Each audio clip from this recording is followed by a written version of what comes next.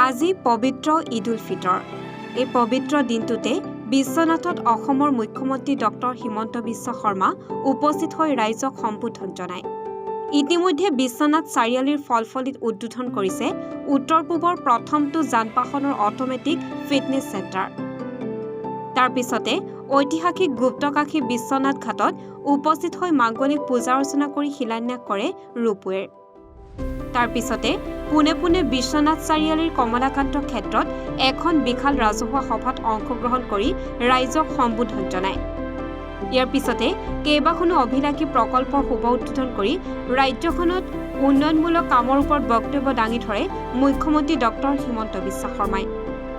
এই বিশাল সভাত অভিভাৱক মন্ত্ৰী অশোক সিংঘালৰ লগতে তেজপুৰ লোকসভা সমষ্টিৰ সাংসদ ৰঞ্জিত দত্ত, মন্ত্ৰী যোগেন মোহন, বিশ্বনাথৰ বিধায়ক প্ৰমোদ বৰঠাকুৰ, জিলায়ুক্ত মুনীন্দ্ৰ নাথকে ধৰি আৰক্ষী অধীক্ষক সুভাশিষ বৰুৱাৰ উপৰিও বহুকেইগৰাকী উচ্চপদস্থ বিষয়া উপস্থিত থাকে।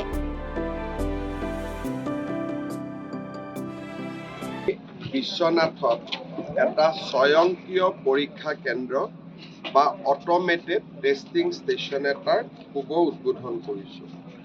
আপোনালোকে জানে যে আমাৰ যি গাড়ী আছে বা প্ৰফেশ্যনেল ভেহিকল, ট্ৰাক, বাছ, যদি তেওঁলোকৰ ফিটনেছ নাথাকে তেতিয়াহ'লে দুৰ্ঘটনা হোৱাটো স্বাভাৱিক।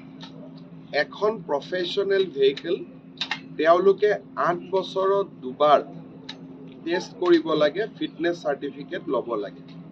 আৰু ব্যক্তিগত যান-বাহনে 15 বছৰৰ পিছত এবাৰ ফিটনেছ কৰোৱাব লাগে। ইমান দিন অসমত আমাৰ এনফৰ্চমেণ্ট ইনস্পেক্টৰসকলে তেওঁলোকে মেনুৱেলি বিশেষকৈ অকণমান যিটো নট বল্টটো ঠিক আছেনে নাই, ষ্টেৰিং ঠিক আছে নাই, ব্ৰেকডালে কাম কৰিছেনে নাই, এই এটা সামান্য পৰিদৰ্শন কৰিয়ে ফিটনেছ চাৰ্টিফিকেট দিছিলে।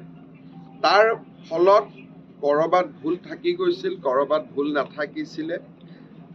আমি ৰাজ্যত দুৰ্ঘটনা ৰোধৰ বাবে লোৱা প্ৰচেষ্টাৰ অংগ হিচাপে বিশ্বনাথ চাৰিআলিত আজি আমি এটা অট'মেটিক টেষ্টিং চেণ্টাৰ আৰম্ভ কৰিছোঁ।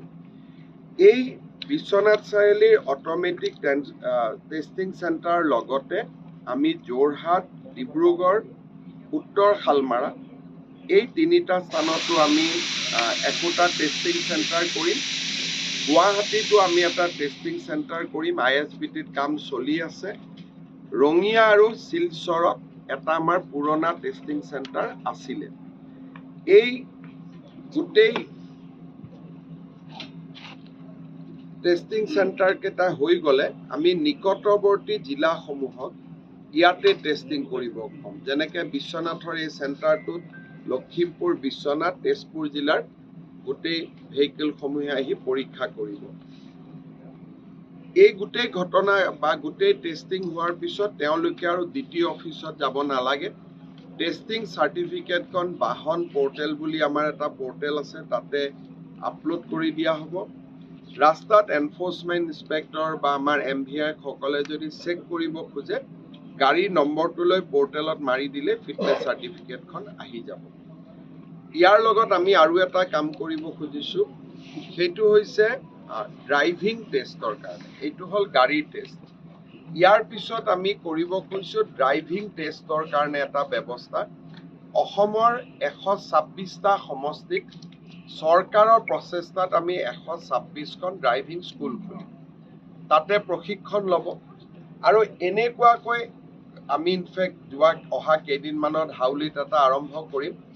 আমি ট্ৰেক বনাইছোঁ, য'ত নেকি স্কুলৰ পৰা চাৰ্টিফিকেট লৈ আহিব, ট্ৰেকত তেওঁলোকে পৰীক্ষা দিব আৰু ট্ৰেকত পাছ কৰাৰ লগে লগে যিজনে ট্ৰেকটো চলাব তেওঁৰ ড্ৰাইভিং লাইচেন্স দি দিব। তাৰমানে এতিয়া আৰু দ্বিতীয় অফিচত ফিটনেছ চাৰ্টিফিকেটৰ কাৰণেও যাব নালাগে, ড্ৰাইভিং লাইচেন্সৰ কাৰণেও যাব নালাগে। এই দুইটা বাহিৰে হ'ব। যেনেকৈ আপোনালোকে গম পায় যে গাড়ী আজিকালি কিনিলে ৰেজিষ্ট্ৰেশ্যন, যিখন গাড়ী আমি যিটো শ্ব'ৰুমৰ পৰা কিনো, ডিলাৰৰ পৰা কিনো, তেওঁলোকে ৰেজিষ্ট্ৰেশ্যন দিব পাৰে।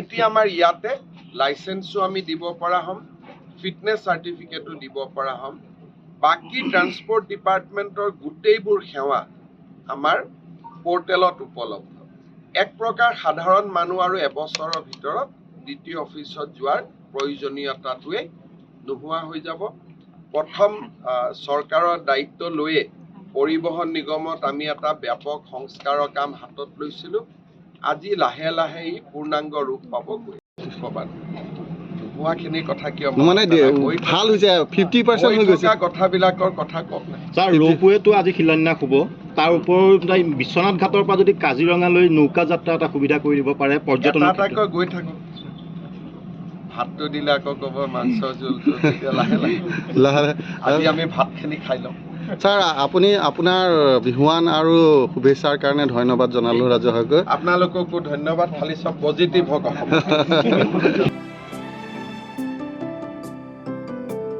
বিশ্বনাথৰ পৰা জাহাংগীৰ হুছেইনৰ ৰিপৰ্ট এনি ভাৰত 24